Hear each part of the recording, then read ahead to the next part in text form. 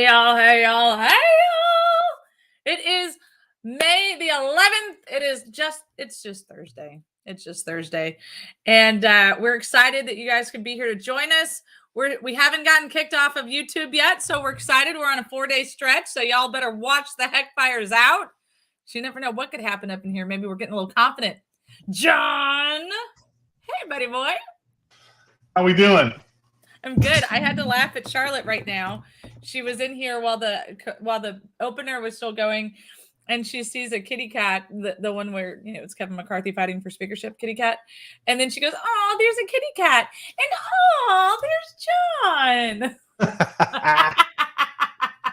I'm lovable. What can you say? I thought that was really cute. So, what's going on, buddy? Oh, nothing. Just another day. Just communicating with the legislators in Austin, trying to figure out what the hell they're doing. They don't know. I don't know. This is Revenge of the Rhinos this session, isn't it? We called it. Yeah, they killed SB 20, which was supposed to, instead of fixing that bill, there was a lot to be done, but they killed it. But they put a lot of it, I guess, into HB 7. Yeah.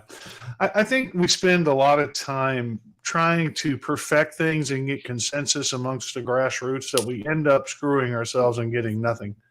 Everybody wants their little piece of it and their signature and their little pet part of it that they insist on. If this isn't in, then I'm out, and then they fight it, and then we're getting nothing. And I'd rather have some incremental movement on things instead of all or nothing sometimes. And yes and no, but 20 was not the right example of that. For 20, that was I testified against 20 because of how bad it was. It had right. Well, there was a lot of problems with it. But they've absolved it into 7, which is what they should have done. They should have married that 7. I think it was like 16. I have to go back and look. I have them all written down in my notes, but there was like 4 bills that they should have just put together instead of making them individual bills, and then it wouldn't have been a bad deal. So, but I mean, if you think about it, what they're going to say is, hey, well, the Democrats are going to be excited because they got rid of 20. Phelan's going to look like a hero to the Democrats because he got rid of 20, and then we still saved it though in 7. I don't know. It's gonna be a. Tell us about 7. What do you know about 7? Give us the thumbnail sketch. So yeah, no, of course. So I testified for 7. I know 7 fairly well. So 7 is a bill specifically. Originally, when I testified against it before they put 20 into it, it was to open up more courts.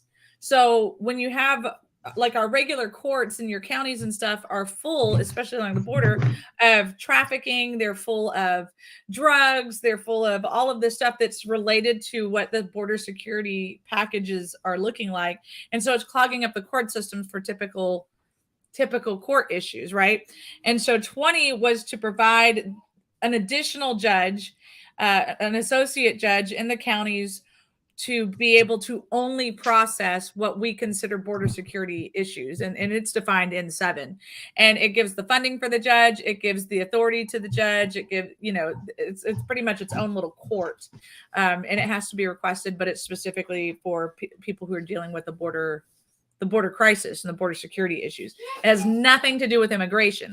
The left wants you to believe that it has to do with immigration, and it has nothing to do with immigration. It has to do with trafficking. It has to do with drugs. It has to do with all of that fun stuff, car chases. The list goes on and on. So it was a good thing that Representative Guillen absorbed the good stuff from 20 to put into 7 because they needed to be married together anyway. Like I said, there's also, I think, two other border security bills that needed to be married in with 20 and 7 as well. So hopefully those will absolve into that as well. You look like 2 news anchors on CNN fighting for the camera right now. I know, right? I'm waiting for her to just like knock me out and steal the microphone. Just throw an elbow on you. Hey, Charlotte, you doll, how you doing? She said, "I'm trying to be on your show." She just looked at me like, "Quit stealing the microphone and the camera. This is a 2-woman show here." It's a Charlotte show. That's right. She don't even have her own little caption underneath her name. She needs it. Anyway. Let us fix this right now. You gonna get something for her? Sandra and Charlotte. Anyway, so where's Walter today? Is he working? He woke up in sunny El Paso. They are down there. Of course, there was the border security, or I'm sorry, the border expo is what they were calling it. Turns out the expo ended up being a huge crap show. But he was actually out until the wee hours with a representative from Idaho and a senator from Idaho, as well as a sheriff from East Montgomery County, or East Montgomery, not East Montgomery County, East Texas. There we go. And they were waiting to see what all was going to influx, and I think he's going to try and pop on a little bit. So I don't want to share too much of that, but he definitely is. He's earning his keep right now. He's earning his keep. So he'll be sharing some of his adventures with us on that from last night. I've got some videos, if nothing else, that he posted. So I'll share some of that in just a little bit. Okay, well, good. That's good. Good stuff. Good to see the Texas Fully Loaded crew out doing meaningful things all across Texas. It's good. We say it all the time. We do really the people work. Heck yeah. What is Charlotte been up to? Well, she's showing you her latest casualty of being 4. Every night she and her dad do this thing where he catches them, gives them hugs and kisses, and then puts them in bed. And when you jump without anybody ready to catch you, there's casualties. And so she ended up hurting her elbow last night. Why the hell isn't somebody that'll catch her? What is wrong with you people? I know. Well, I would never let you fall, baby girl. We need a trapeze mat everywhere around here. Pat says she's doing something meaningful. She's always doing something meaningful. What? I want to talk to Miss Patty. Oh, well, Miss Patty's not on the show today, so you can FaceTime her in a little bit. She's taking over, man. She's just complete. This is a Charlotte takeover. We didn't know it, John. I hope we didn't have any real news we needed to cover today because Charlotte's. No, I'm done. I'll just sit here and listen to her talk all the time. It's good for me. Don't forget this coming Monday, since Charlotte's talking about Miss Patty, is the Montgomery County Tea Party, and guess who's going to be there with me this time? Me. Oh, are you kidding me? Go to the space station. It's going to be the best. And go to the space station. Oh, yeah, and we're going to go to the space station. With the whole thing. Really? Are you going in outer space, Charlotte? You going in outer space? Yeah. So Charlotte will be there giving autographs. So if for no other reason, make sure that you're at the tea party Monday night to get Charlotte's autograph. I need a fresh, updated John and Charlotte picture for the website. So I do. Hey, so I know what you can do because they're about the same size. You can take Lauren Boebert's face and put it on Charlotte's body. They are, in fact, about the same size. There. Better. Well, so what's going on in this big blue marble hurtling through space, Sandra? Anything good? You hear what's going on in this crazy world we're living in? Well, I'll let you go first because my stuff is mostly just Texas related, and then of course the stuff on the border, but that's all connected at this point. So, okay, we like here at Texas Fully Loaded. We like to keep you guys apprised of what's happening in the world. We have our little crystal ball. We tell you what's happening, not only what's happening, but what we think is going to happen as a result. So hopefully you're getting something out of the show. We actually try and give you real news, and so hopefully you're getting something out of the show. So thanks for tuning in. Let's take this thing around the world real quick and see what's happening. So first, China is trying to de-Americanize. They're remaking their chip business. They're focusing on a homegrown supply chain for the technology sector, Sandra. They're moving away from reliance on the U.S. goods and support. And while all of this is going on, we're also seeing the China-Russia resources shifting away from the U.S. dollar in favor of the yuan.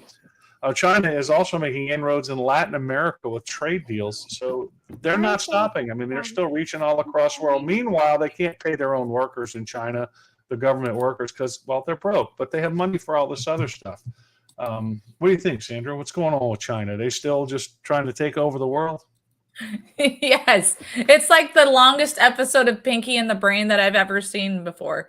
It's like the brain is China and Pinky is Russia, or maybe it's vice versa. I'm not really sure just yet, but there's certainly they've been working on this scheme for what seems like forever, and every time it looks like they're getting closer to the ball, something happens, and it looks like America is actually going to be on the short end of that stick if we don't get our heads out of our rear ends and quit looking at the damn fortune cookies and actually find out what's in the damn food.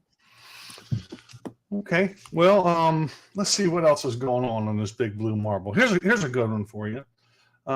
Sana Marine is in the headlines. You know who that is, Sandra? Sana Marine? Is that like a song? No, Sana Marine. She became the Prime Minister of Finland in 2019. At the age of Oh, how could I 34, forget? she became the youngest Prime Minister in history. Finland has an 800-mile border with Russia, which is the longest of any European country. She's staunchly pro-Ukrainian. She's also pro-immigration. And when she led her country to join NATO. It changed Finland's long history of neutrality in that region. And then she immediately went on the offense against Putin, calling him a threat to all of Europe in the press. Wow. So yeah, she's impressive. She's not ugly either, which is a good thing. And so she came up for re-election against the conservative, the anti-immigration guy in April. And despite being the most popular prime minister in Finland in 30 years, she lost because of her pro-immigration stance, apparently. And so she is now she's outgoing prime minister. And a few months back, Sandra, a video emerged of her dancing and partying in a Helsinki nightclub, seductively dancing with a bunch of people, including some guys. And so apparently her husband took exception to that because she's going out of office and her husband and her have agreed to divorce. So in a separate, unrelated story, I'm moving to Finland. Well, it's nice this time of year, John. So good for you. Yeah, good for you. Yeah, she's easy on the eyes for sure. Anyway. And clearly y'all have some things in common. Politics is a good place to start. It's an important thing to have some common ground on, I think. Yes, except for the fact she's pro-immigration, although she'd have to let me immigrate there, right? Well, I better hurry. She's leaving office soon. But is she pro-immigration or is she pro just let's let other countries take over our other countries without any? I heard an interview and gearing up for this show, I went and listened to one of her interviews, and the conservative guy is about, national sovereignty and, the Finnish people being Finnish and all this stuff. And her thing is, well, we need to just let people come in here because that's who we are. So she's one of these bleeding heart leftists. It would never work between us. Yeah, no, it wouldn't. It wouldn't. So, well. But she's out of office. She's another. Finicky. To use a Texas fully loaded coin phrase, she's a pretty it. She is. She is. Bless her heart. Yeah. So that's the only thing I got going on with the world right now. Did I miss anything else, Sandra? I mean, there's still Russia, China shenanigans going on all across the globe. You have to watch that. China's meddling and they just signed a trade treaty with Ecuador. So they're really making some inroads in Latin America right now. And if you're thinking about how this plays out geopolitically with China making these inroads with Russia, transitioning away from the U.S. dollar, building their own infrastructure, their technology infrastructure, so they don't have to rely on United States production, and now making these inroads into Latin America, you can see they're really isolating the United States right now. Well, I think that's the whole goal. I mean, and honestly, Biden kind of started that. He started that down trickle when he said, "Hey, we're gonna put all these sanctions on Russia, and you know what? And anybody who works with Russia, we're going to put sanctions on them also. So it's going to take a long time, but we're going to teach them their lesson. And it looks like the only people who are learning a lesson is the American people." Yeah. It's going to get a lot worse. So, but there is hope on the horizon. Let me find it. Did I put anything up about it? I don't guess I did. I'll just talk about it. I don't have a slide on it. but I can actually find a real quick slide. Hang on one second. Of course, John. Charlotte, would you like to provide some John searching the internet music? All right, sing us a song. Yeah. No, I thought you were going to sing us a song. No. Oh, you mean you can't hear John? Okay. Here we go. There was a town hall meeting last night in New Hampshire for Donald Trump, hosted by CNN. Now, one of the things they discussed at this town hall meeting was Trump was ordered to pay $5 million in damages after being found guilty of defamation and sexual abuse of a writer, a New York writer named E. Jean Carroll, who claims that in 1996 or so, she's not real sure of the year, Trump pulled her into a dressing room at a department store and raped her. Now, there's zero evidence of that this ever happened. And yet the jury came to a guilty verdict, but ended up throwing out the rape charge.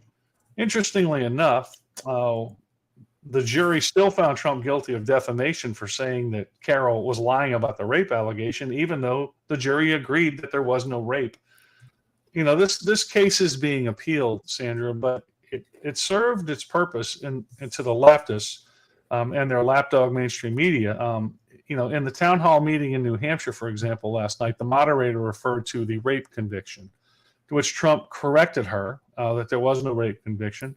But this is what you're going to hear from now until the election and during the election, where the mainstream media talking heads are going to be, and Donald Trump, who is a convicted rapist, will be participating in the debate. This was the whole purpose of this. Now, I got to say, Sandra, this is shocking. This is shocking that 3 decades later, you can just accuse someone with no evidence whatsoever. Now, this case was filed in November of last year by Carroll under New York. There's a new law that they passed here. It's a New York Adult Survivors Act, which does away with the statute of limitations on these types of charges. Now, Trump claims he has no idea who Carroll is and never met her. There's no proof that he's ever met her, but yet a corrupt jury apparently found him guilty of sexual misconduct, sexual assault, or whatever, and found him guilty of defaming this woman by calling her a liar because he said, I never raped her. She's a liar. So that's defamation, $5 million. And then the jury comes back and says, yeah, we didn't find any evidence of enough to say you raped her, but we're going to go ahead and convict you of something. Well, here's how the jury poll went. Are you ready, John? Mm-hmm. Do you hate Doritos? Okay, good. Do you hate Cheetos? Okay, good. Do you hate anything that could represent the initials MAGA? Oh, fantastic. You're in. Well, as a side note on this, Sandra, I really think the CNN was hoping that the audience would be really hard on Donald Trump, thus giving them some footage to use as they try to derail his campaign. But as it turned out, if you go watch the footage, the audience was loudly pro-Trump throughout the whole thing. And they did not like how rude the moderator was. So this backfired on them horribly. So today, the mainstream media is trying to spin this town hall that they held, the CNN held, and they're saying how rude Donald Trump was to the moderator for not allowing her to talk over him and misstate things for the record, which he was quick to correct. In fact, at one point, she kept talking over him, and he finally said, "Are you going to let me answer the question?" She kept talking over him. He said, "Are you going to let me answer the question?" She goes, "Well, I wish you would. That's why I asked it." And he said, "You're a nasty person." And so this whole thing backfired on them, as it simply confirms what many of us already knew, that they are a bunch of biased hacks masquerading as news organizations. On that same vein, Tucker Carlson came out and announced that he's going to do his show on Twitter now. Now, look, Twitter is not historically the kind of platform that you can do a news show on. People would work on YouTube because their platform was such that you could upload videos, and that whole website was conducive to that. And they've got a huge head start. They've been around since 2007 or something. So you could do all that stuff on YouTube and have a news show. But now you see Elon Musk, who bought Twitter. Twitter, I think, is the last space where you can actually speak freely and your First Amendment is respected. And so they are working on technology to upgrade right now. And they are already the largest media source in the world. Now add Tucker Carlson to it, add Matt Walsh to it. Yeah, it is And going to Texas Fully Loaded. I mean, we're on there too. We need to up our game on that. And I think we need to rebrand in some, like we might maybe call ourselves Battlefield Texas, because we are what's coming. They are after Texas. They need Texas. They need their electoral. They are coming after us. So maybe we should look at I don't know, some way rebranding a little bit in that way. All I want to say is that we have been airing on Texas Fully Loaded since on Twitter since July of 2022, and Matt Walsh and now Tucker Carlson are following in our footsteps. So in a way, we are in fact pioneers. There's an old bastards. There's an old saying that the first pioneer is the one with the arrows in their back, and the second one is the winner of the land. You know what? We're still going to fight for our land. Gosh darn it, we were here first. Well, it's good. I mean, Hashtag, look, they can't be like us, so they're going to try and trump us, and that ain't going to work, y'all. I don't think that's a real hashtag, but we're going to make it. I can't wait. Look, I just can't wait to see what Twitter does with their video upload technology. Because look, Elon Musk is a smart guy and he's got a lot of money. Oh, he's going to get this. He's going to get this licked, and Twitter will quickly become. I mean, they will just take over. I don't know how many YouTube users versus Twitter users are there. I have no idea what the comparison is, but I would suspect Twitter has more, and they're going to get even more. And as the technology improves, it's just going to make, YouTube almost irrelevant to that. They'll be up back to cat videos and that kind of stuff. Now, I did see Brian Stelter, that idiot left-wing psychopath news anchor. He was giving an interview, and he was bemoaning the fact that Twitter just allows people to say whatever they want. Oh my gosh, really, Brian? They're just going to become a right-wing channel. Really, Brian? I have to tell you guys something, and I've been trying to discredit this for a long time now. Walter has been going around calling himself a social media influencer. Mm-hmm. He officially has more followers on his Twitter than we do. So if y'all are on Twitter, I'm going to need y'all to fix that nonsense, because Walter can absolutely not have more followers than Texas Fully Loaded. So now it's on, Bacon Master. Well, yeah. Well, that thing with Donald Trump, that just really disturbed me about this woman. Yeah. I mean, think about it, Sandra. 30 years later, you can just say, they did the same thing to Brian Kavanaugh. Yeah. Well, I'm concerned. I mean, imagine if 30 years from now, somebody came up and said, John Boucher had sex with me in the shower at YMCA. You know, are you going to believe me, or are you going to believe Walter? Anyway. He does walk funny. That's bad. That's bad. That's bad. Anyway. Sorry, Walter. You know we love you, Walter West. Couldn't help that one.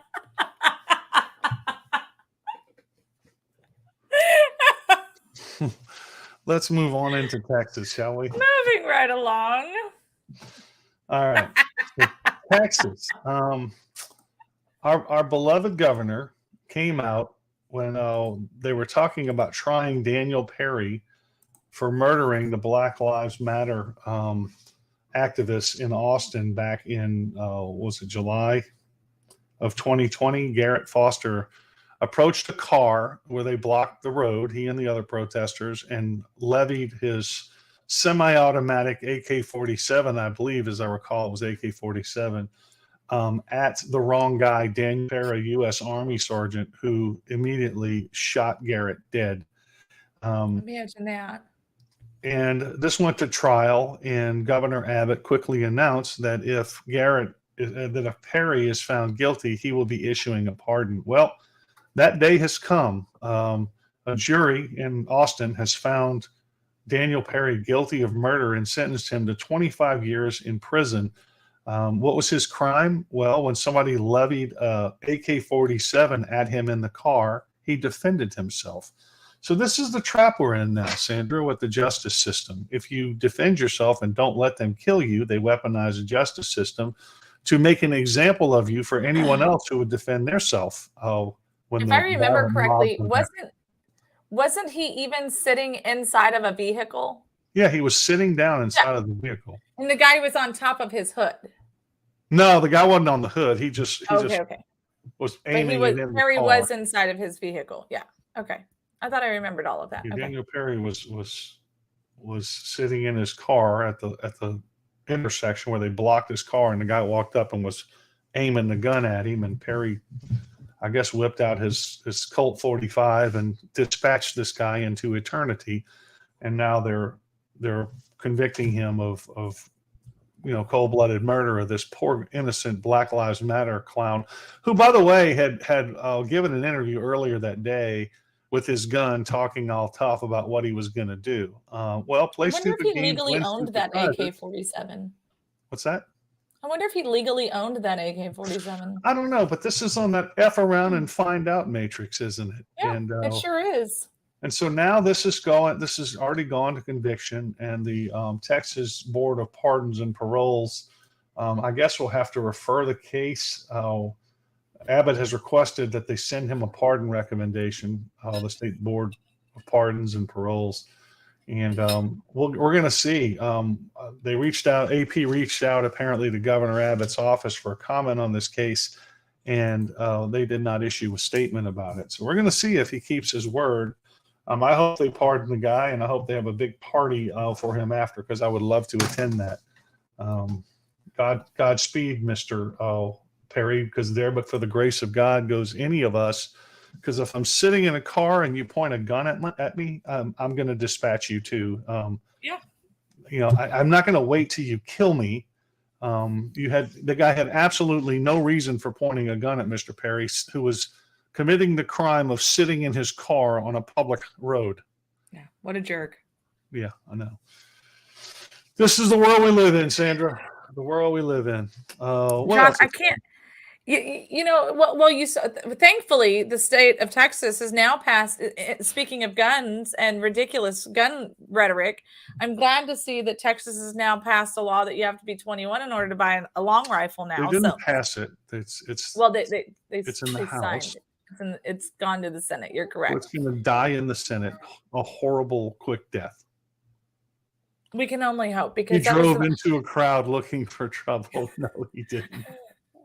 it was very No, he didn't. clear that the House of Representatives of Texas and the Texas House of You Representatives, confused him with the guy in Brownsville, Warren. But anyway, he drove into a yes, crowd, that guy, yeah, literally. that they had no intentions of representing the people of Texas. So our only hope is the Senate. Very Star Wars-ish. Mm. Well, another bill that we talked about on the show that has all the and look, I'm against this bill, but for a different reason. This is the chaplain bill. The Dallas Morning News is hyperventilating about Texas' plan to put chaplains in public schools as latest move to inject Christianity. Lord forbid. Now, hey, if we had drag queens read the Bibles, how conflicted would the leftists be about that, Sandra? Well, I mean, you can go into most churches these days and find that. Yeah, I mean, Maybe not most, but so one of the things that they're talking about is this myth about the separation of church and state that they're complaining about, which, of course, we know that doesn't exist. That is not in the Constitution, as many people think it is. That was a excerpt from a letter that Thomas Jefferson wrote to the Danbury Baptist Church, trying to ensure what's the word I'm looking for? Assure them that the government was not going to be interfering in the church, because this effectively formed a wall between church and state. It was a one-way wall. It wasn't you can't bring your Christianity into your government. You have to abandon all your Christianity at the door when you're an elected official. That's not what it was. And so they're going to have chaplains. Apparently, this bill is going forward. I still think it's a bad idea, and for a lot of reasons. I'm not against chaplains. I think that's great, but I think when you discard all of the requirements, all the training requirements, and you relegate this to you can go on the internet and in 2 minutes get a chaplain certificate, which now qualifies you to be a school counselor. I can only imagine the freak shows that we're going to have. Are we going to have Dylan Mulvaney, Father Dylan Mulvaney, in there teaching our kids as a school counselor? And I talked to Dale Inman about this a little bit because he is a pastor, and we discussed this bill. And he said, John, you already got the freak shows in there doing that. I said, well, that's true, but do you lower the bar to get more freak shows in there? Is there a better way to approach this? I don't know. There's got to be a better way to approach it, but I just have a problem with opening the door where a principal, knowing how like in this county, knowing how cronyism is and nepotism, you'd have the principal at the school hiring their niece or nephew as a school counselor because they went on some website and got a certificate in 5 minutes. Right. It just wouldn't be.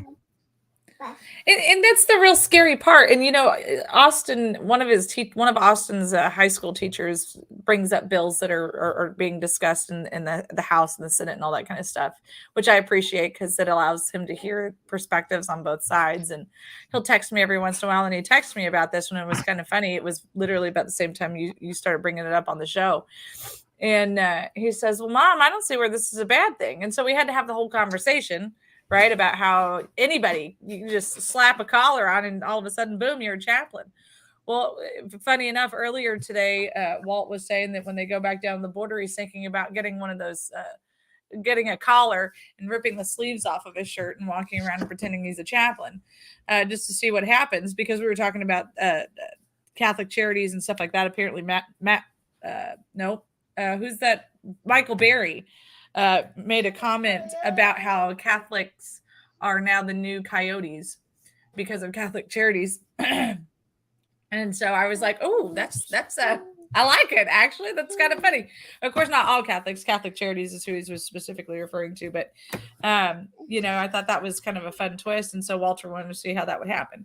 Just that simple. That's all it takes to become a chaplain anymore. It's perverted what the actual concept of chaplaincy is supposed to be, what it originally was.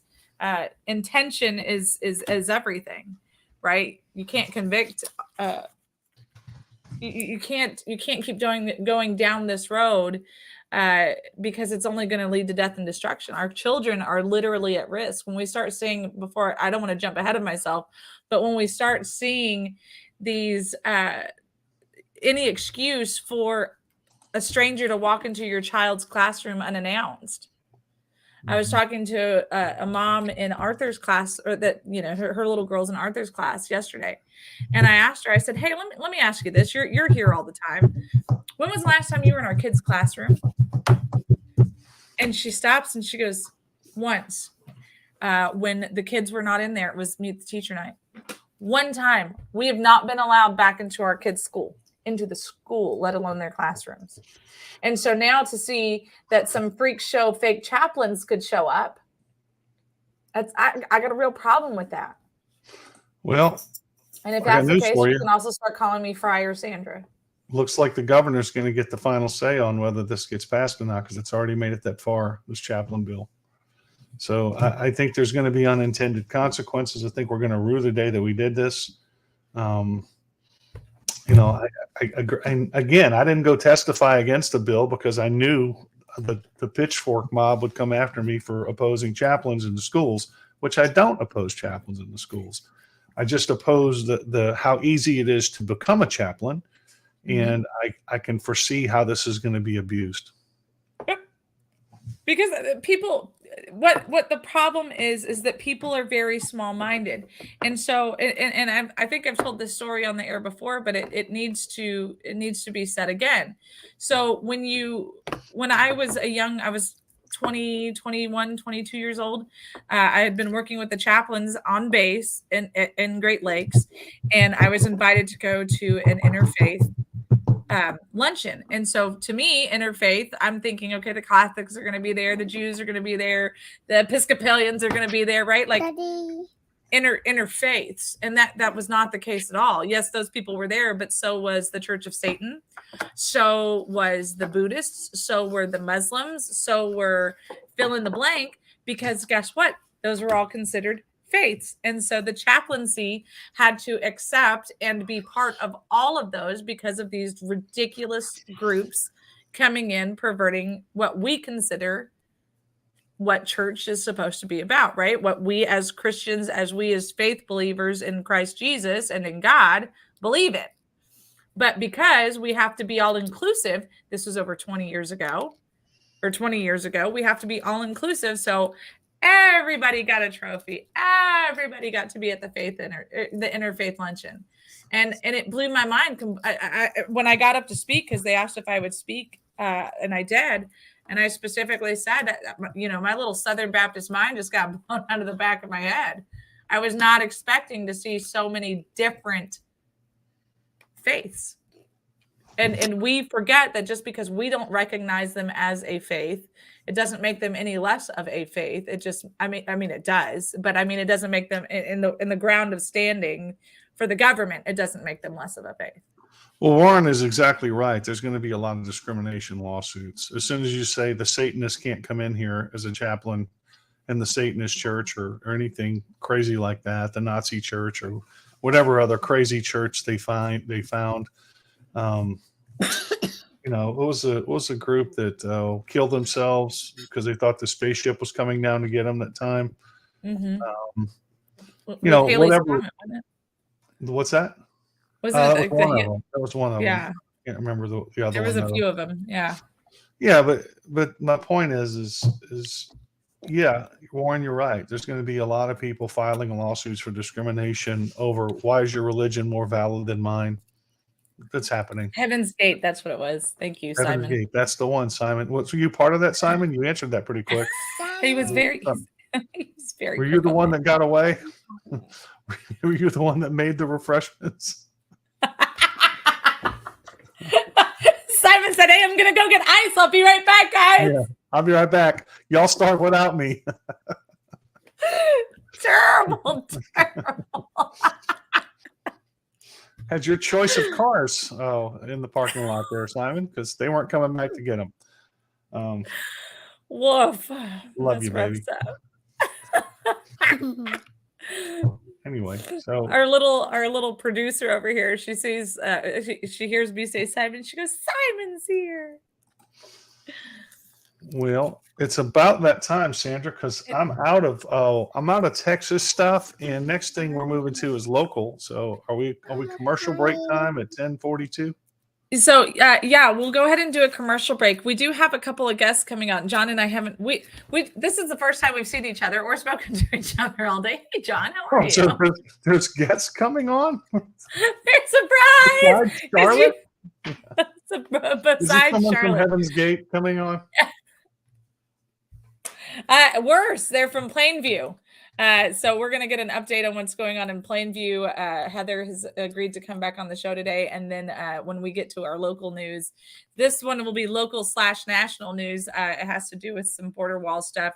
But a dear friend and supporter of ours and the show, Miss Mimi Winteroth, is going to be joining us today also to talk about what's going on here in Laredo, because it's something that will affect all of us. So, but that's not until later on. So we've got a guest at 11 and 11:30. So we'll still have lots of fun to talk about when we come back, John.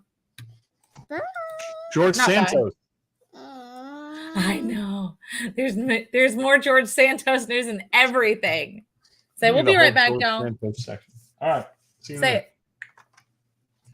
it. Fakeness.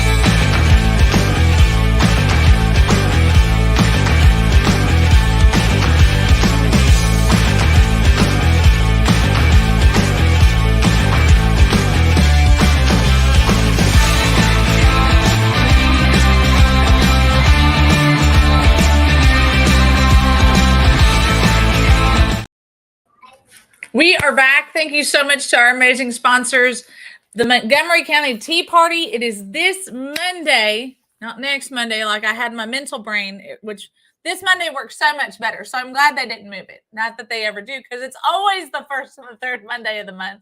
So make sure you're at Citizens Grill in Conroe, Texas this Monday. I'm going to be there, and everyone's favorite little Charlotte is going to be there as well. And I guess there's going to be like a judge also to talk about mental health issues. So you should come and see what she has to say. So I'm sure it's very important. So make sure that you guys are there. We're really looking forward to it. We appreciate all of the hard work that the Montgomery County Tea Party is doing. So make sure that you're a part of it. Also, a huge thank you to the Vietnam Veterans of America. Your service and sacrifice went far beyond the shores of which went far beyond distant shores, and you're continuing your service and sacrifice right here in America, making sure that everyone of your veterans is well taken care of and their families, and they understand the resources and support that's available to them. So thank you for all of the work that you're continuing to do. If you're interested in hosting a commercial here on Texas Fully Loaded, please reach out to us and let us know. We would love to make your dream a reality. I'm super excited. John doesn't know this yet, but right before the show started, we were just approved to be an affiliate sponsor member with Mammoth Nation. Mammoth Nation is actually replacing Amazon. Everything is made in America. It's all from American distributors and things like that. So more information to follow. Don't join yet, because we're going to have a code. I have it, but I'm reading through all the stuff, so I know how they want us to market them and all that kind of stuff. So I'm excited, because every time I guess when you get your membership with them or you do shopping or whatever with them, we get a percentage of that. So go ahead. Don't worry about Amazon anymore, because we got a new deal for you guys. So I'm excited that we're going to get to be bringing that to you. If you'd also like to support our show in other ways, you can go to TexasFullyLoaded.com, click on hashtag We the People Work, and you can also find us at Cash App, PayPal, and Venmo at Texas Fully Loaded. Excellent. It's easy for you to say. I know, hey, right? Sandra, did you see Dianne Feinstein, after being out 3 months, is returning to the Senate? There's a picture. Oh, no, wait a minute. That's not her. That's my bad. I couldn't tell the difference. Are you sure that wasn't her? I think it was. I think it was. Very odd. Let me find it again. Here's the Santos thing. He's got a 13-count federal indictment he's surrendered to. Of course, he's pled not guilty to it. So he's the gift that keeps on giving. This is about a good time to play our George Santos video. Yes. Okay. Hold on. I actually played it with the women yesterday. You ready? Here we go. Seditious. Saucy. Salacious. Stephanic.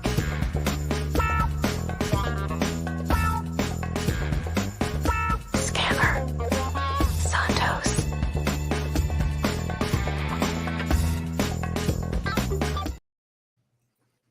Okay. Rocks. See, The look, hold video on. just rocks. Hey, I did find, I couldn't find a good picture of Feinstein, but I did find a picture of the Sith Lord, though, for comparison. Oh, I screwed that up oh. again, didn't I? Damn it. dang it. I can't get this right. So I have to. Y'all want a good chuckle? You want a Thursday chuckle, John? Hmm? So the other day, Walter was looking at videos, and it was like one of those like videos where people like what do they call them, the mob flash videos or whatever, where somebody starts dancing and then everybody joins in. And he's like, I want to do one of these one day. And I was like, oh yeah, I bet you do. And he's like, he goes, I could totally do this. And I was like, no, I think it'd be fun. Sure, go ahead. And he just looks at me and he goes, we both know that I have more rhythm on a bad left foot day than you do on a good day every Who's single this day of saying the this? week. Who's- Walter. I want to say that he's wrong, but the old It man hurts, must have doesn't it? moved. It's painful, but it happens, and I'm actually a really bad dancer. I will only say that one time. Well, I'm not a very good dancer either, which is, not my gift. It's not what I do. But Wait, So what's down me, like I was a really good ballet dancer. I was a fantastic tap dancer. But if you want me to be, like, just be able to dance, like it's Yeah. bad, John. It's bad. Well, I gotta get somebody to teach me how to country dance. I've had somebody volunteer, but you know, we'll see. I don't know if I'm gonna take Walter up on his offer. It would just be awkward. He'll want to lead, and I just feel cheap and used. He told somebody whenever Sandra wants to dance, make sure you're wearing your steel toe boots. You're light on their feet, Sandra. Is that how it works? It's not, I mean, you know, I like to say that he makes up a lot of stuff, but that may not be one of the things that he's making it. Well, that's one of my goals this year is to learn how to be a good country dancer, and I've thought about wanting to like take lessons also, really, but that I have, because I'm like, I should be able to two-step easily without it being painful and for You would others think. and myself. you would think. You would think. Well, speaking of fun times, this is happening Friday night, peeps. If you're in the Conroe area, come and join us. Hold on a second. At Pacific Yard House, Johnny and the Sensations from 8 to 11 p.m. Yes, Charlotte, that's me in the crazy jacket. That's me. Look. So There's come on, John. have a good time. 8 to 11 p.m. Pacific Yard House this Friday night. It's John. That's tomorrow, by the way. Tomorrow. So come check it out. Should be a good time. We got people there booking tables already, and just come Exciting. on. It's gonna be a really fun time. I can't wait. Miss Patty said she's going to be there, but she's not singing. You're right about that, Miss Pat. You're not singing.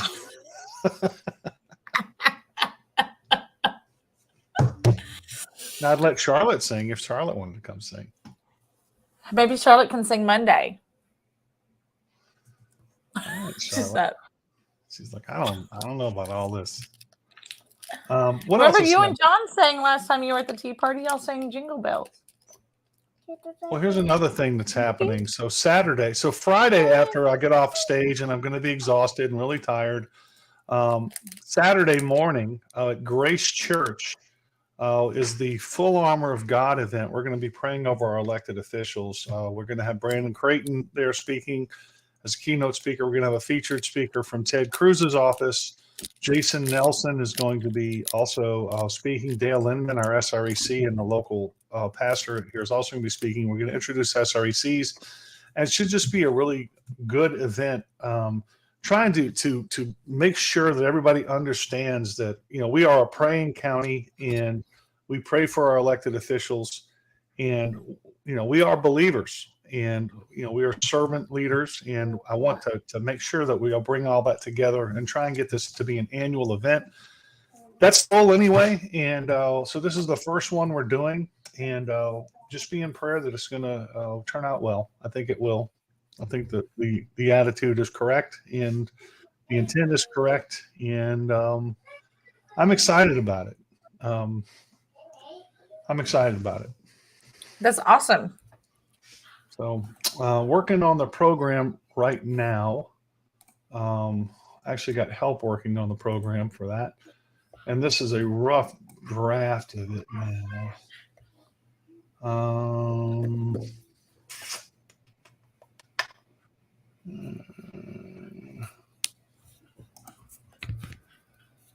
I don't know that I want to show this right now till it's finalized. I'm not going to show this. Yeah, till it's let finalized. them have suspense, John. They need suspense in their lives. Yeah, I don't know if I'm you heard, be, but when I'm when I gonna be asked- tired though. I'm gonna be tired Saturday morning. I'm not gonna lie. But you get what you get. That's what happened when I got in my 50s. I just can't go that way anymore. which way, John? I can't. I no more stamina, Sandra. No more stamina. You said I can't go that way anymore, so I wasn't sure if you were like You had multiple. Weren't you paying attention to the YMCA story at all and the dancing? I mean, do I need to spell it out for you, Sandra? I mean, Well, I mean, you know what, John? It's okay. I've seen your. you always seen know your, Walter seen your and I had a blazers. special bond, right? Very special. Very special. Anyway, Oh that's- man, painful.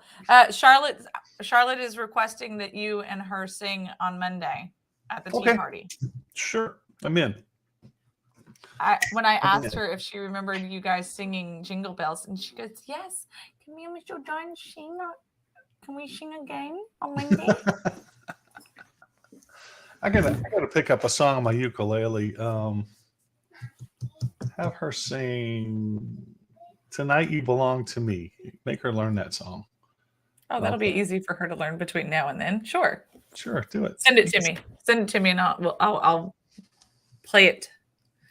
So, John, one of our guests is with us now. If you don't mind, let's take a little turn here. We have Miss Mimi Winteroth is with us. She is here in Laredo. What's up, girl? Not much. What's up with you guys? Well, you know, just staying inappropriate. I don't know. I don't know about that. I believe that from you. I don't know about John. He's a little- You have no idea. well, it's not on here. I'm sure he'll be poking and soon. Popping. You know what? I'm done with this conversation. Why are you here? Well, What just happened?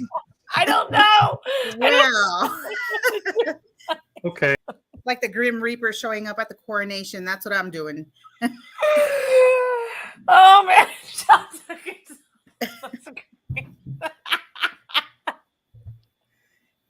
I'm going to be the Grim Reaper of Texas Fully Loaded.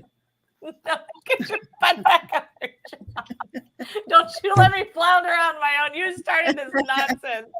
I didn't do anything. I was just sitting here. What are you talking about? See how you always get blamed for stuff? Yeah. It was. You're like the redheaded stepchild. That's the story of my life, you know.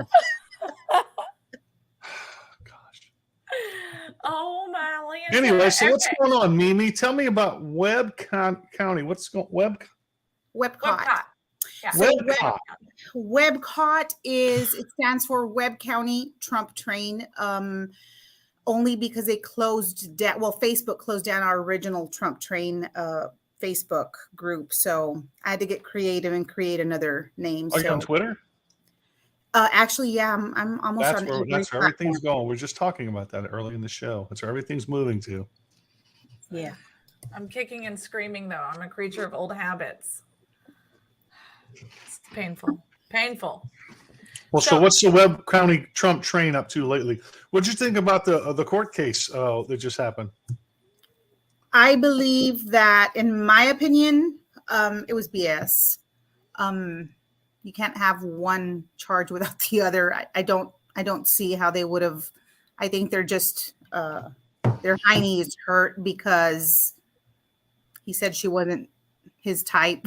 I think she's ass hurt. So Well, he said he's never met her. He doesn't even know who she is. And I 30 believe- years later, to throw that out there is just crazy. I bristle thinking, somebody could come forward and say, 30 years ago, John Boucher, blah, blah, blah. And I'd be like, shit, I don't know what I was doing 30 minutes ago, but I know I wasn't molesting anybody in a well, fitting room, especially for a celebrity who shakes millions of people's hands or hundreds of people's hands a day, and you're going to be found in someone's picture somewhere. I've seen myself in pictures in the background in other people's. Well, photographs. sure. And yeah, exactly. And I tell you, I endorsed a candidate one time, and I won't get into the name, but I endorsed this candidate one time that I didn't really know a lot about. I just endorsed this person based on somebody else's recommendation and asking me to do it. And then when all kind of crazy stuff started coming out about him, I withdrew my endorsement. And the paper in Houston, they said, John, you promised. What in the banana peels just happened to John? done something. Hey, Charlotte. It was frightening. I barely knew this person, but yeah. Well, it's So crazy. anyway, I think that our fathers, our husbands, our sons, our brothers are going to have to be careful now, because now that's going to be the trend. Is, let's just say someone did this and now it's true because you said so.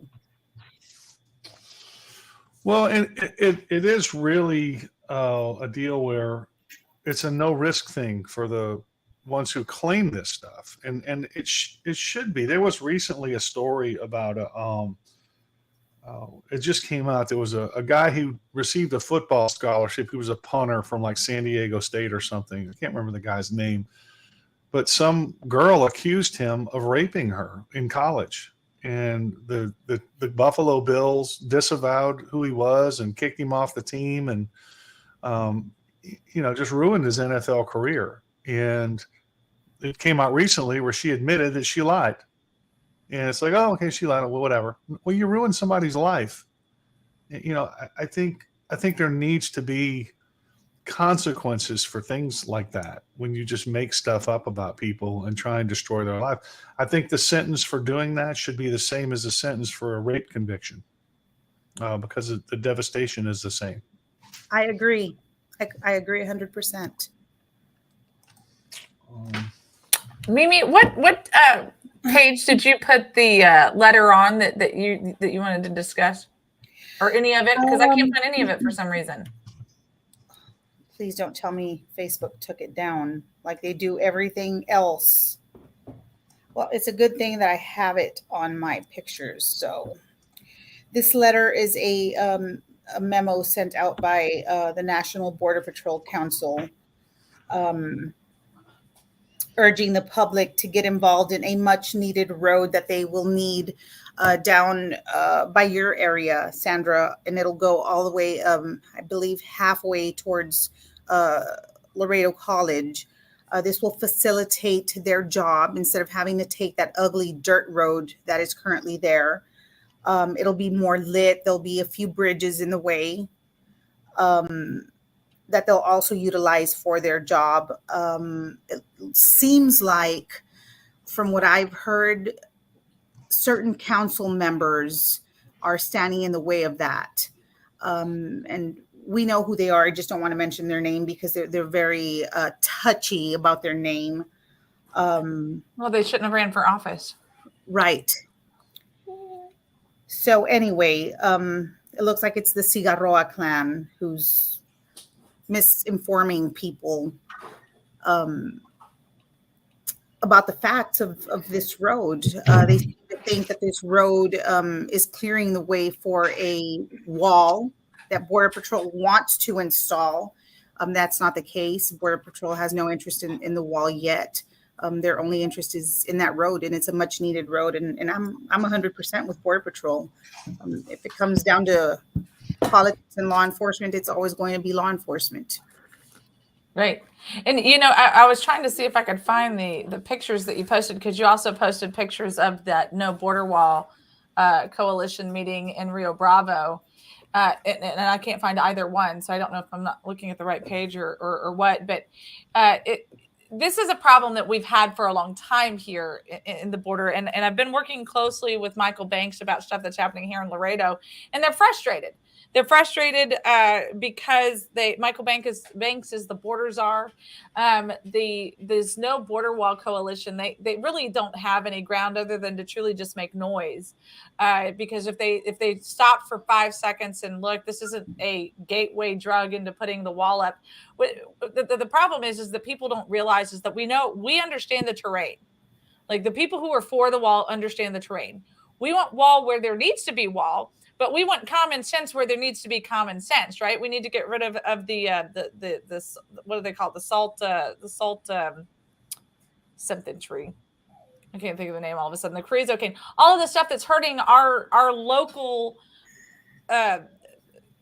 environment that's not native here, that is actually causing corrosion on our shorelines. It's actually causing issues for when we do have rains and we do have flooding and things like that.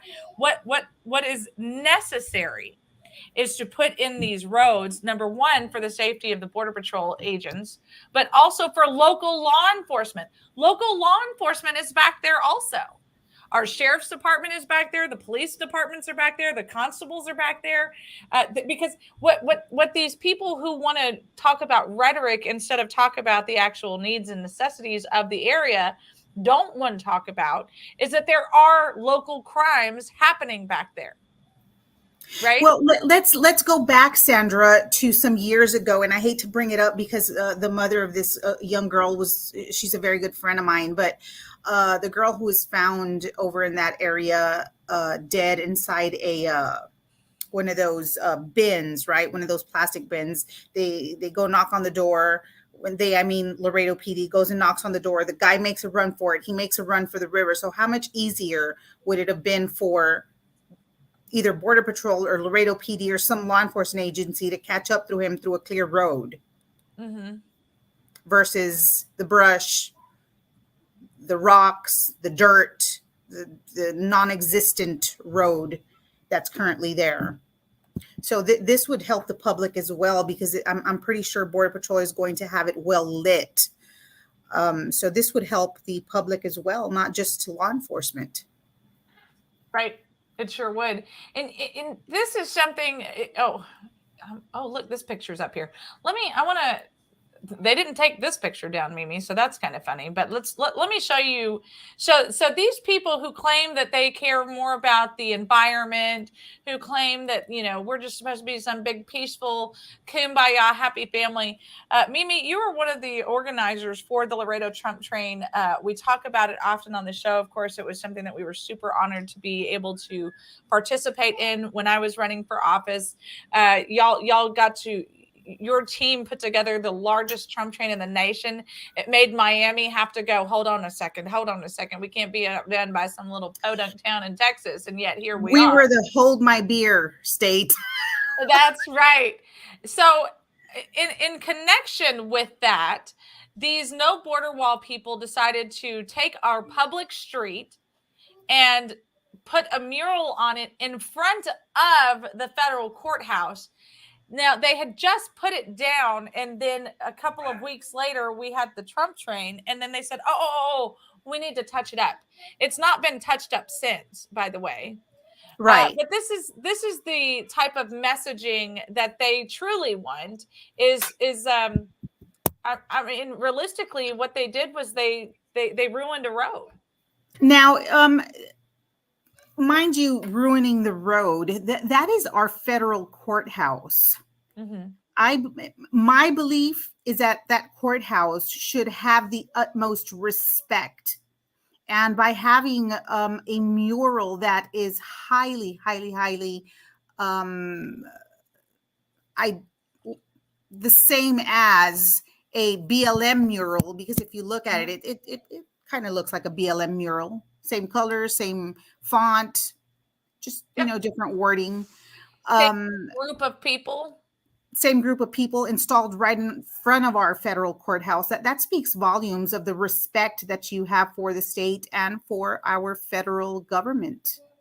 Well, in Mimi, you and I were just there, and Walter and several of our other friends here in Webb County, we were just there a few months ago when our dear friend Osvaldo finally got his citizenship. What a beautiful day that was, by the way. It was a fantastic day. And unfortunately, when these new Americans who came into our country to do it the right way are finally getting their citizenship, they have to aim perfectly to make sure this crap message is not in their milestone pictures. Now, they could have, if they wanted to defund the wall, why did they pick that place when they could have done it 6 blocks down right in front of our river? What message is that sending? Now, both of these councilwomen, Melissa Cigarroa and Alyssa Cigarroa, I think they need to remain bipartisan because they work for all of us, not just a certain select. I think that what they're doing is wrong. And somebody needs to call it to their attention. I think that would be me. No, absolutely. And you've been fantastic in making sure that people are aware of what I found it. I don't know why I couldn't find it when I went directly to your page, but I found it now. So they were in Rio Bravo, which is not a city of Laredo. It is a city in Webb County, so that they could push their propaganda for this again. What they refuse to realize is that they're actually just puppets in something that's bigger than them. People are using them just like the cheapness that they are to try and fake their way into something. They're not going to get the traction that they look at this. Not another foot. Shut up. How about not another illegal foot in our country? How about we play that game for just 5 seconds? That would be fun. Well, I think I need to find out when the next meeting is. I don't find out these things because I'm not over there enough. I'm sure they're going to use, well, you're not a resident. Oh, look who just popped in. The Bacon Master himself. I mean, look at this. So if you'll pause right there, Sandra, go back to that other photo. The guy with his hand up. Yeah. Mm-hmm. He's the one who ran for school board member against Cindy. I don't know if you remember that. Yes. Mm-hmm. So he claims to be this upright, righteous guy, but he's standing there with a crowd of people who want to ruin our city. So, I mean, you've been spotted, sir. You know who you are. Another thing is that I think they go to these smaller cities because the people are unsuspecting of who people like Alyssa Cigarroa and Melissa Cigarroa really are. What are they doing over there? They work for Melissa Cigarroa works for my district. She does not work for Rio Bravo. Neither does Alyssa Cigarroa. So what are they doing over there is my question. What they're doing over there has nothing to do with city stuff, but their group, their communist group is what I like to call it. Now, this is the letter that the National Border Patrol Council has put out. And I want to read through this really quick so people understand what the exact needs are here. So it says the local 2455 of the National Border Patrol Council is urging the Laredo City Council to support the U.S. Border Patrol Laredo sector's ongoing roads project ahead of the City Council meeting scheduled for May 15th. That's this coming up next week. Local 2445 President Hector Garza issued the following statement on behalf of the rank and file men and women of the U.S. Border Patrol Laredo sector. We're urging that the City of Laredo City Council support our community's first responders and allow for the construction of an all-weather road along the Rio Grande.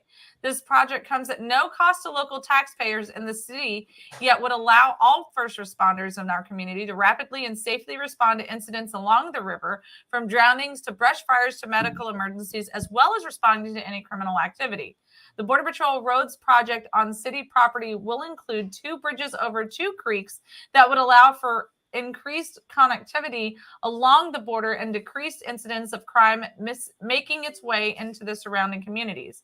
By approving a license agreement, not a sale or lease of city property, the city would maintain all landowner rights in regards to the property and would simply allow the U.S. Border Patrol to construct and maintain an all-weather road along the river where existing dirt roads are currently being used by Border Patrol agents.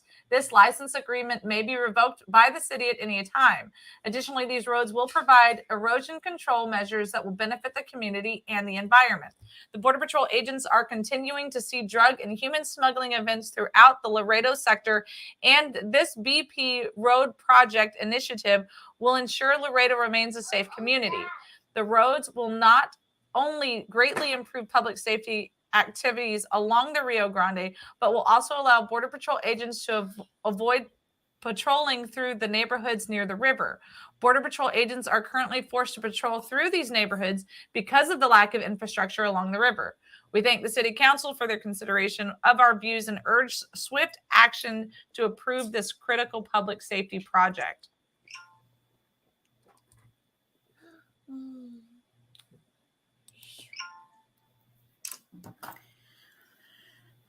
So, if you read through the report Hector put out, it's a pretty straightforward report. It's a win-win for everyone. Mm-hmm. I mean, nobody's going to take over anyone's land. They can restrict it at any time. Which they already have the authority to do anyway. Right. So can I speak here? Finally, Oh, where the heck you go? I'm sorry, I wasn't wearing any pants. See, John saw him coming, and John's like, "I'm out of here." He Yeah. did. He's I like, was- nope, I'm out. I was walking funny. It's been a crazy couple days up here at the Border Expo. TMI. But no, Were you at the YMCA recently? 3 of them actually. They're it's all illegals. Hey, John. Hey, man, you're missing a party over here, buddy. But Trust me, you're not. You don't want to know what's going on behind the scenes. so no, seriously, what heart attack though? You know the problem with this is, or the benefit of this, and the problem if the city doesn't take this, look at how much free work gets done by the federal government. This is, and not just that. Oh, so is this road? Is it going to be a blacktop? Is it going to be racist? We don't know. He's calling for all weather, meaning it's probably going to be a blacktop. That would be asphalt.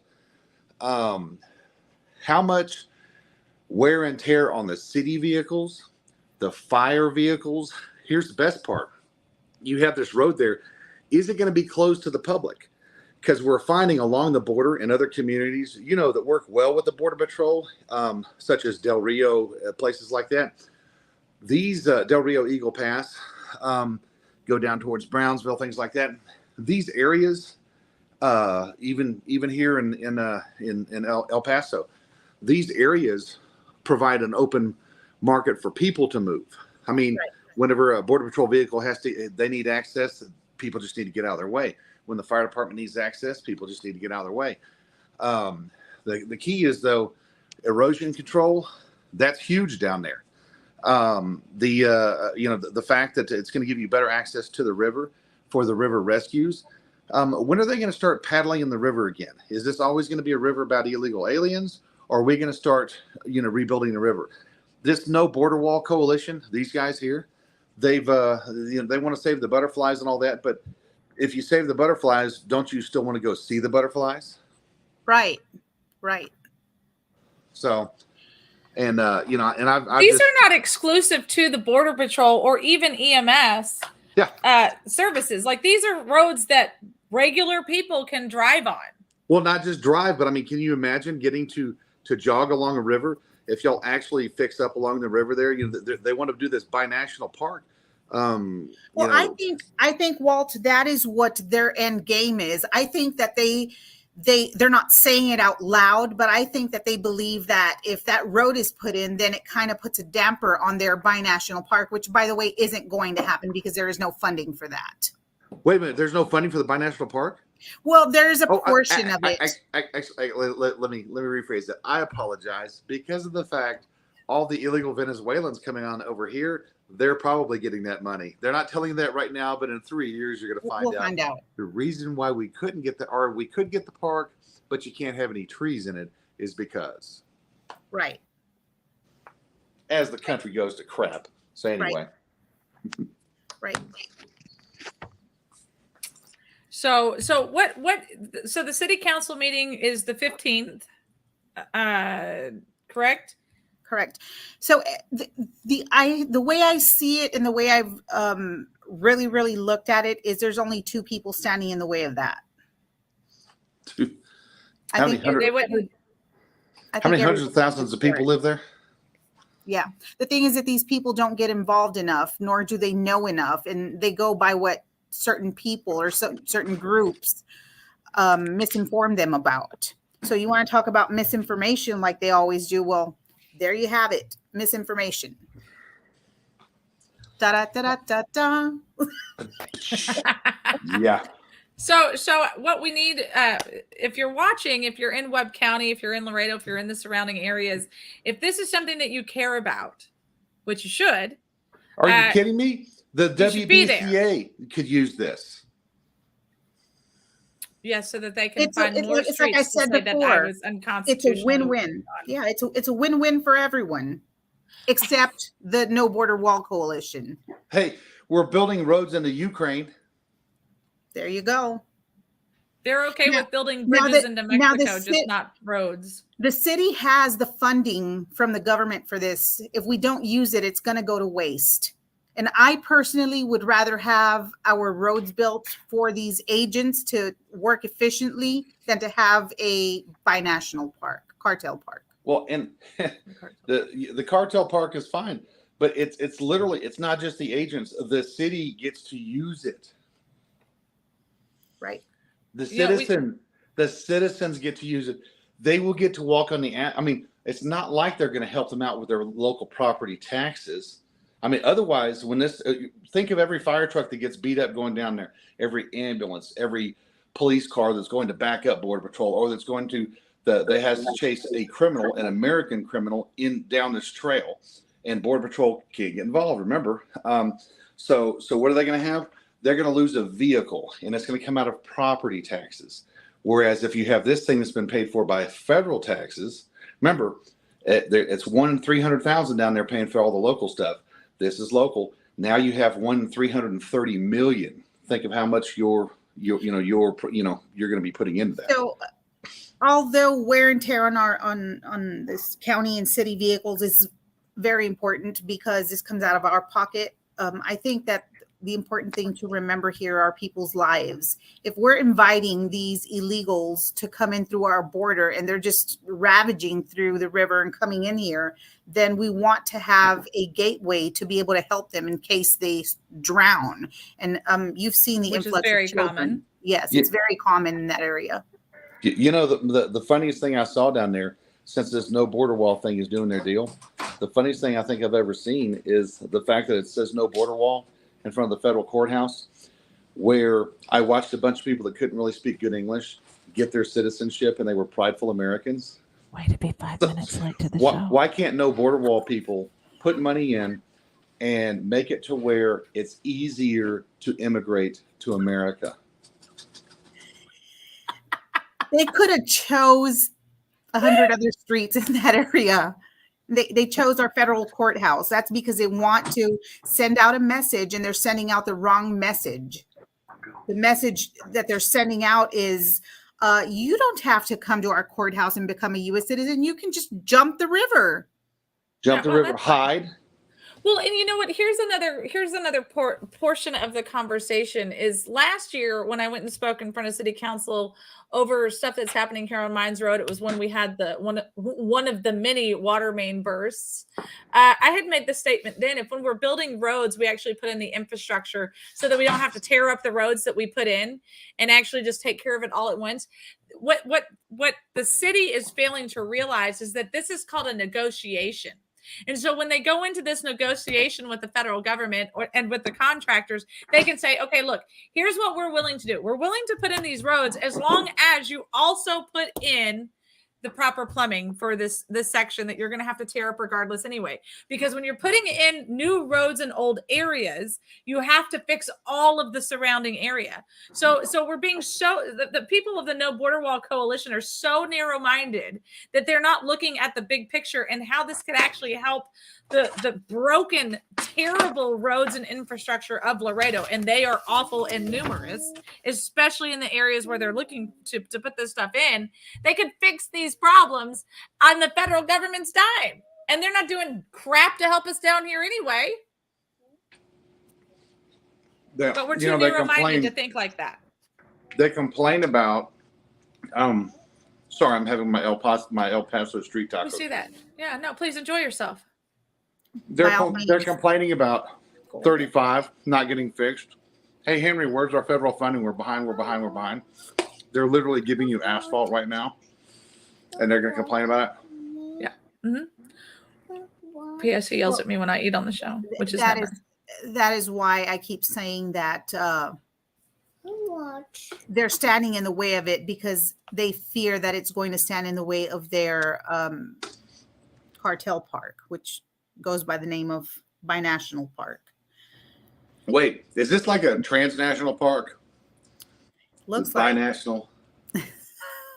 looks like. Trans cartel? Leave it up to Walt. And look, this is something that people all over should speak up about, not just citizens of Laredo. This is something that people need to realize, because everyone screams for a wall, everyone screams for the infrastructure that the Border Patrol is asking for, but nobody realizes that the federal government doesn't just get to come in and wave a wand and they get to do whatever they want to do. So all of these citizens from across the country and even across the state of Texas who are complaining, you need to get on the local level. We talk all the time on the show. It's something that John's infamous for, is saying all politics are local. So the federal government can say whatever they want to do, but they're not going to come in here and try and take the land, because then what kind of crap storm is that going to turn into, right?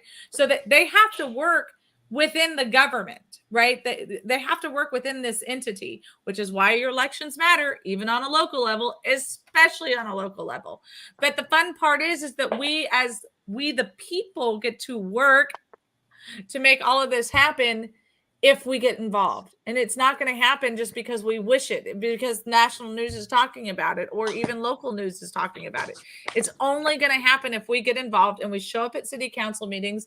We do what we need to do to make this dream of how our government is supposed to work a reality.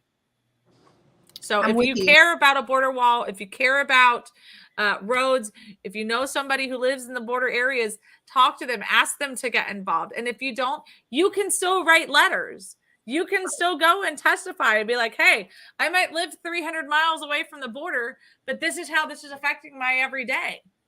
So if all the Border Patrol is asking for is a frickin' road, then give them the frickin' road and get the benefits of the government having to put in the infrastructure to make those roads a reality. I think the problem here, and the question people should be asking, is why is let's get it on is why are two people holding this hostage? Why are they doing that? That's the first question people should be asking. What's in it for you? Why are you holding it hostage? They need to ask the right questions. And secondly is, why is it only you two holding it hostage? I think that's the right question to ask. Which two is it again? I'm sorry?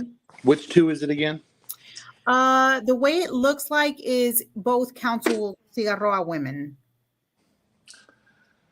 I think you just answered your own question right there. Well, I know the answer to that. You looked into their campaign funding as well as their retirement. Do they get to keep the retirement, or is that something that got thrown away? I haven't looked into it because I haven't had much time, and then also it gets pretty exhausting fighting all the time when you're the only one fighting. But these ladies are in the wrong, and somebody needs to put them in their place. They need to choose. Either are you going to be a part of the No Border Wall Coalition, or are you going to represent the citizens of your district? That's simple. Very simple. And guys, this is the whole problem, just for the picture at large of special interest groups. This is the whole problem with the picture at large with these lobbyist groups and things along those lines, is that they pay into, or they make these promises to politicians, and then that's the only way the politician votes, because that's their voting base, right? That's where that's where they market themselves to be able to get what they need. By the way, we're going to be needing that to clean up the crap in our area. He knows. He does it. He takes them everywhere he goes, and he gets mad if people don't take toilet paper from the hotels. Hey, I'm ready for the next pandemic. Remember, you breathe it in, it can kill you, but toilet paper is the most important thing they had. Makes a point. At the top of his head. Well, Mimi, we put your webcot up here on Facebook because we do want people to be a part, and we appreciate all of the hard work. You are a tireless warrior for Webb County, and you're making sure that people are being held accountable. And it is hard. You know, it's important that we continue this this fight and have people, and people need to realize there's somebody in every county. And if there's not one, be that person. And if you find them, link up with them and see how you can help, because even if you can't be there in person to fight, but maybe you can help do some research. Maybe you can help write letters. Maybe you can do something. That's what we need, because I'm going to tell you what, this fight with this binational park that they're trying to put into, we're going to need a national call for help on that, because that's a BS park. We are, and I think the important thing for people to understand here is that the government, including city government, works for us. We don't work for them. They work for us. And we should be able to hold them accountable and ask questions without any type of fear or reprisal against any of us. And if they have a problem with that, then they should not be in office. It's just as simple as that. Absolutely. Absolutely. Well, Mimi, I appreciate you coming on the show today and keeping us informed on what's going on. Please, please, please don't be a stranger. We appreciate seeing you in the comments every day. So thank you for your support. Mimi, what is that page? What does that page WebCOT stand for? Webb County Trump Train. Or is it Webb County Office of Terrific Texans? It could be either or. I might change it. That was a lot. That's how you keep from getting kicked off of social media again. There you go. We'll talk soon. Love you guys. Love you too. Thanks, Mimi. Bye-bye. Bye. So there's all that. Hey, John's still here. Of course I'm still here. I just didn't have anything to say about the border, so I was getting out of your way. So we have an update from, you know what, let's do it really quick. We still have some time. So we have an update really quick from Plainview. I want you guys to see this really quick, because you're not going to believe this nonsense. So we know that we've been helping to cover this story and speak to the family members of the kids that have been involved in it and all of that kind of stuff. Well, last night, CPS and some of the others that have been investigating this on the legal side, I use that term loosely, came back and said, you know what, a sexual assault did not actually occur. It was consensual. It was consensual.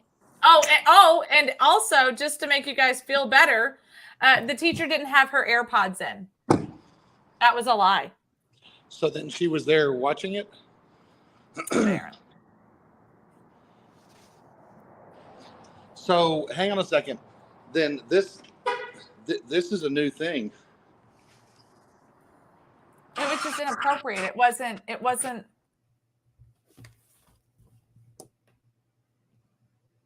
Walter, you're muted. Oh, you muted on purpose. Okay. So it wasn't. So there was like a list of 7 things that they came back out with. They said once the video of the incident was identified, law enforcement was this is the key findings that they have made public. Okay, this is from the Hale County District Attorney's Office and the FBI Crimes Against Children agents. They came back and this is what their findings were. Once the video of the incident was identified, law enforcement was contacted immediately and Child Protective Services soon thereafter with a request that a special investigator assist with the investigation. Number 2, the electronic devices were immediately taken into police custody and placed in locked evidence lockers. Number 3, law enforcement personnel who reviewed the content of the video determined that a sexual assault did not occur. Rather, mutual inappropriate sexual contact occurred between 2 6-year-old students. The incident was brief, 34 seconds, with no outcry for help or struggle. Number 5, the teacher was not wearing headphones or earbuds per surveillance video from the hallway to where the teacher was seated at the time of the incident. Number 6, the same evening the video was found and 2 6-year-old students were suspected to be on the video. Parents and guardians were contacted to make them aware that the inappropriate content was found on the electronic device and CPS would be notified. One parent, guardian answered, and the other was not able to be reached by the campus until the following school day. Number 7, the child Protective Services investigator instructed district personnel to not discuss the incident with anyone until he was able to interview each participant in the incident. Number 8, after the initial interview was conducted by Child Protective Services, the campus administration notified parents that a Child Protective Service investigator would contact each of them to review the incident with them. Number 9, after the Child Protective Services investigator contacted parents, the principal, assistant superintendent, and superintendent met with the parents' legal guardians of each student involved in the incident and offered external counseling services. Number 10, all 6-year-old children involved in the incident are victims and being treated as such due to the occurrence of behaviors that are not typical of 6-year-old students. Oh, We hang cannot- on right there, Sandra. Hang on right there. I wonder, and I'm going to tell you, if you got kids watching the show, turn them away right now. 3, 2, 1. I wonder where they get this shit from, Sandra. Could it be the books they're putting in the schools? Could it be that kids are simulating what they're seeing in schools that they're showing to them? This is the thing I testified about. Now, when you show stuff like this, people are shocked. Oh my gosh, how could you show that on the show? That's what your kids are seeing. This is the behavior they're emulating. This was an indoctrination, grooming thing from the beginning we've been fighting against. That's what your kids are seeing in school. This doesn't surprise me at all about the 6-year-olds. Not at all. I'm surprised we don't see more of it. There's more of it going on, you can bet. We're just not being told about it, Sandra. So, and John, actually, you're spot on there. So now, here's the sad part. Does that school district have these type of books in their library? Yet we don't know. This is a good time for parents to talk with their kids, to talk with a librarian. At the same time, though, does this timeline that the district attorney's office match the timeline of the victim? And remember, we're the actual assault victim. And so if there's no headphones in the teacher and kids are having oral sex, then what in holy hell is that teacher doing in her classroom? She's a groomer. You can now put, because I got her face in her picture. And with that statement right there, Texas needs to know this is what a groomer looks like. And it looks like downtown white America that's been teaching for 30 years. This is a crock of shit. Yeah. That guy, Wally Hatch, the district attorney, that Peckerwood right there needs to make sure he goes back to class because he's making the Wally name look bad. So on May 18th, Walter and I are going to be in Plainview because there's a rally that's going to be happening. Because look, here's the whole thing. There are so many people that need to be held accountable for what has taken place here. They can sit here and brush this under the rug all they want to and say this was consensual. There is no such thing as consensual sex between 6-year-olds. Yeah, what's the age of consent None. in Texas? What's the age of consent in Texas? 18? No. Age of consent in Texas, I believe it's 17, if I'm not mistaken. Oh, that's right. You're right. It is 17. It is 17 in the state of Texas. And don't just, I mean, it could be 16, it could be 14, but it sure as hell is not 6, 7, 8, or 9. Yeah. So now you have a district attorney that uses the word consensual against the law for a child. Hey. You know This what right here is what pedophiles are going to use to say, hey, look, she was dressed for it. She wanted it. She took it in class. Why can't I be a 31-year-old? Why can't I dress up like a puppy and lick her too? This is what these perverts freaking do. It's exactly what they do. And they have Wally no shame Hatch in it is at all. a Peckerwood. The sheriff up there, David Cochran, boy, he's got the best last name for this one because you know what he did when he was a 6-year-old. Yep. Yeah, Sheriff, I said it. Well, I mean, the thing is that we have to be outspoken about this because they're 6. They're 6. John, you were spot on. And in fact, I've spoken to a couple of the parents and guardians that are up there already. Did you guys, did you talk about the fact that the child that videoed it is the child of a law enforcement official? Not yet. Oh, yeah. So is this cop protecting cop? Is that what this is? because we know for a fact that the cop or the prison guard for the Texas Department of Criminal Justice, we know for a fact that that was her kid that was holding the camera. Yep. This right here is law enforcement from the federal end down to the lower end protecting themselves. This little girl, her parents were strung out. She got adopted, or she's been given custody over. Child Protective Services have done her wrong. This is the same Child Protective Services that will not investigate criminal activity against illegal alien children that are in this country right now against their will. This is the same group. And for this Peckerwood, this guy apparently was my size, pulled this girl out of class into a private room by himself to talk to her. What kind of, they don't even do that in prosecution cases of child abuse. Well, this and, Plainview, America is stuck in 1970s. I told somebody the other day, y'all know that Charlotte absolutely adores Walter. She talks to him on FaceTime all the time. They are buds. But when she gets in person, and even with John, when she gets in person, what does she do? She hides behind mom. And these are 2 6'3" men that she absolutely adores, and she knows they're not going to hurt her. And I know that they're not going to hurt her.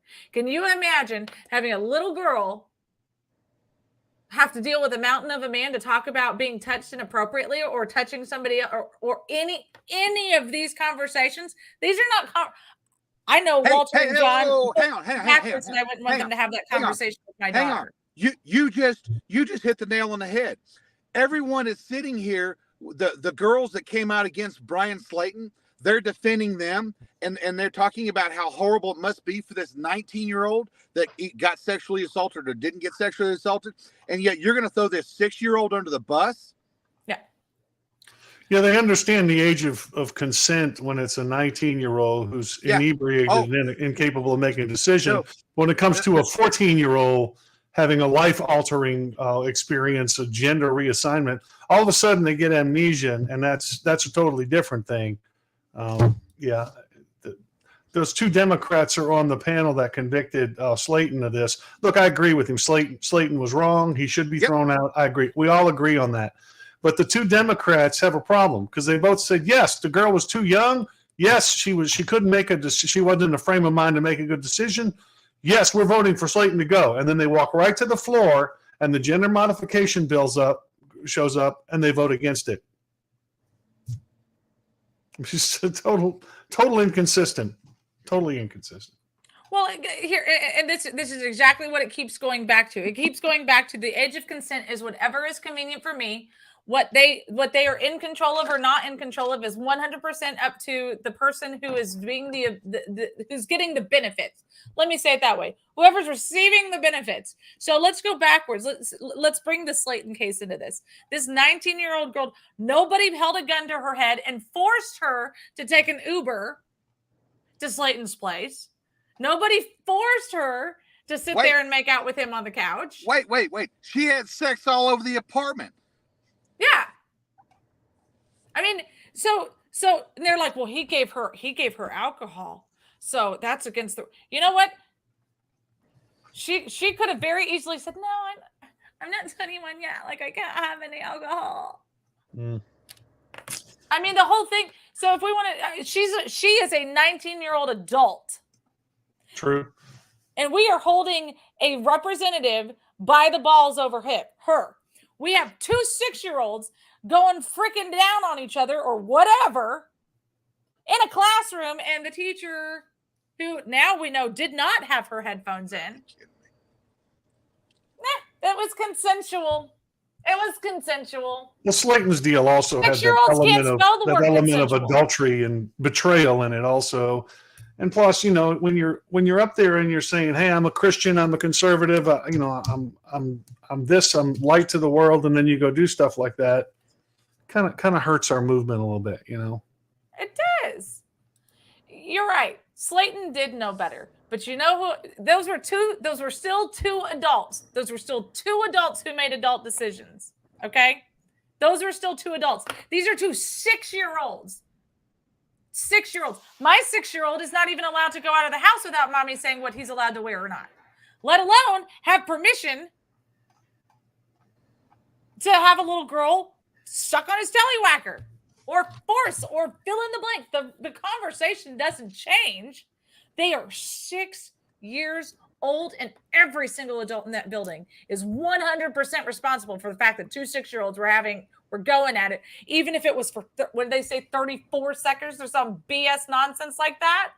The fact that they actually the incident was brief, 34 seconds with no outcry for help or struggle, bull effing crap. You know what? You know what this case just did? Let's just say this goes all the way. And then let's say that somebody is grooming a child to perform these acts. This district attorney just authorized the grooming of children across the nation with this case history right here. This school district just did it. The residents of that town that are okay with this, they just said it's okay for every 6-year-old to create copulation, whatever that you want to talk about. They just stated that that's okay. Again, this is what hurts the fact that some of these kids don't need to see this. Why do we have NC-17? Why do we have PG-13? Why do we have these things anymore. if you're going to allow 6-year-olds to go at it?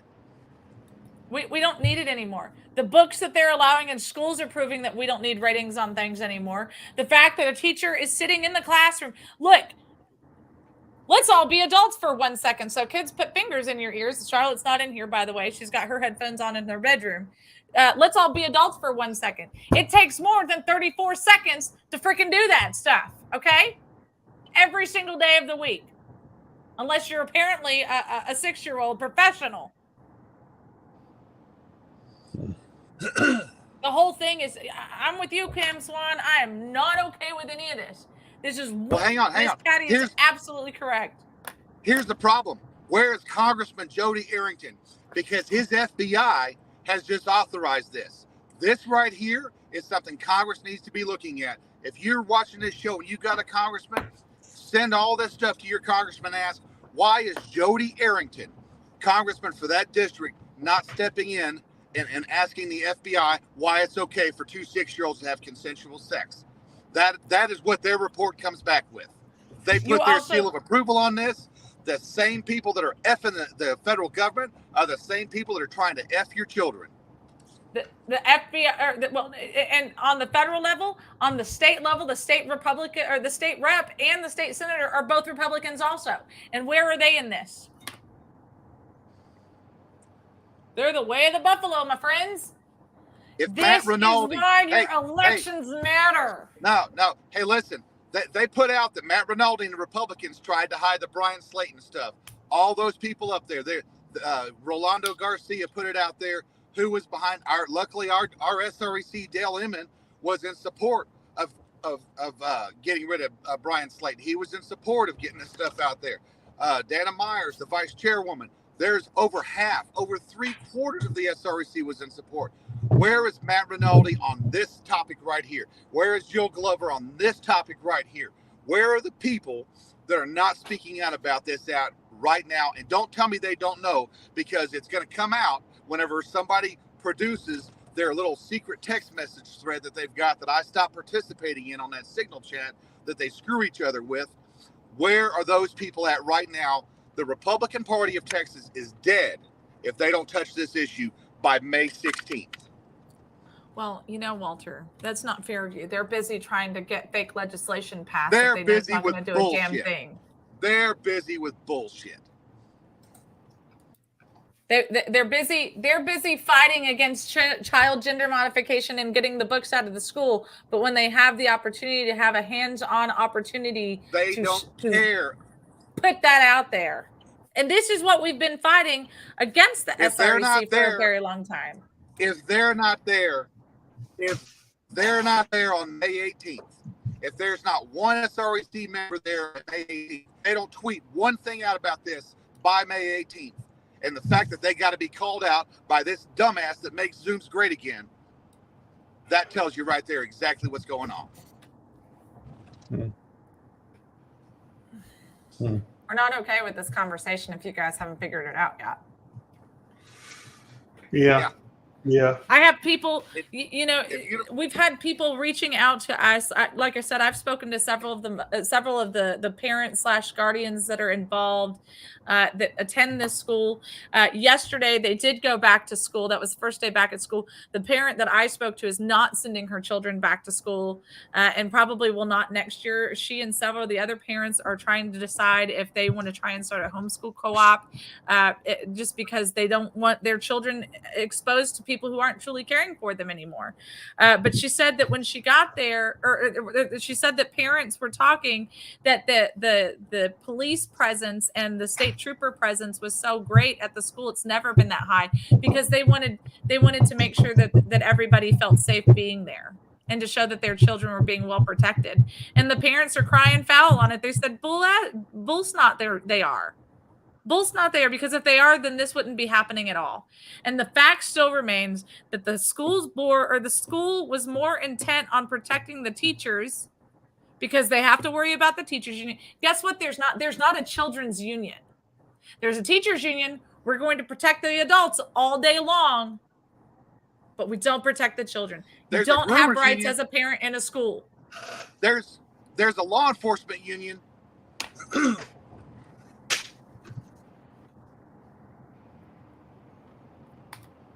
The parents have got to be the union, and they can't be. I said it at the beginning of the show. I was talking to one of the kids in my, one of the kids' moms in Arthur's class, and I said, "When was the last time you were allowed inside of our kids' classroom?" And she goes, "The only time I've ever stepped foot in our kids' classroom was on parent-teacher night at the beginning of the year." Well, the schools have set up to protect themselves, and I've told a story on the show before about my kid coming home in 9th grade from Oak Ridge High School and telling me what was going on in the class, telling my wife and I. And my wife went up to the school, went to the classroom. The guy said, "You need to get a pass from the office to come in." The teacher met her at the door, said, "You can't come into class," which was fine. My wife went to the office and got a pass and came and sat and audited the classroom. The classroom was absolutely awful. The teacher sat there with his feet up reading his paperback book on the desk. The kids were fighting, throwing stuff around. One of the students came over to my wife and said, "Who are you?" And my wife's like, "I'm just here observing." And he turns around and yells, "She ain't nobody. We can do whatever the hell we want," and so they did. And then when we went to the school to talk to them about it, the first thing they said was, "Well, your kid's not telling you the truth." And so we're like, well, okay. The teacher has great ratings and all the reviews, blah blah blah. I said, well, my wife was in the class and she witnessed all this. They said, "Oh, you weren't supposed to be in the class." So I said, hold on. So my kid's lying first, and now I tell you my wife's in the class, and she's observed all this. Now you're questioning. Now you want to go after why was she in the class? So now you're trying to change the issue. We're not going to do that. We're going to focus on the problem here. And the teacher's got his rep there. There's like 10 people. It's like we're meeting to negotiate the end to a war or something. They fill the room up with people. It's ridiculous, trying to intimidate us. And I'm like, well, you got the wrong guy. You're not going to intimidate me. And we ended up getting what we wanted out of it. We moved our son out of the class, but that doesn't help the other kids stuck in the class. And this is the problem. The school sets up to protect themselves against this kind of thing. When Connor Ernest recorded the teacher teaching CRT at the Woodlands, first thing they said was, that never happened. He's lying. Those kids are not telling the truth. And there's no teacher doing this. Oh, here's the phone video of it actually happening. Oh my gosh, did you have permission to record the teacher? You could be in trouble for that.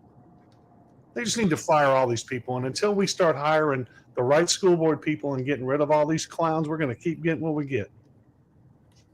Guys, we are formally out of time. We are in overtime in 1 minute, so we don't want to get in trouble. So, guys, we appreciate you being here. Don't forget, tomorrow is our Federal Defense Friday. We're going to be talking about this more. Hey, also pray for my flights and our timing because it's going to be crazy on the 18th. We love you guys. We'll see you tomorrow. Bye, y'all.